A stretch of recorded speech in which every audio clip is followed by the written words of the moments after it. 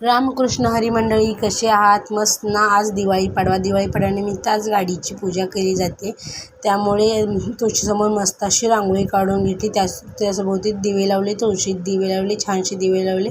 वैष्णवीने भाऊजांना आहोंना कुंकू लावले. मी आत्या हळदी कुंकू लावले आणि त्यासमोर छानशी अशी गाडीसमोर रांगोळी काढली होती. आणि ही बघा दोन्ही कार्टून आमचे रुद्रप्रसाद कसे खेळतात, गाडीसमोर हलतच नाहीत.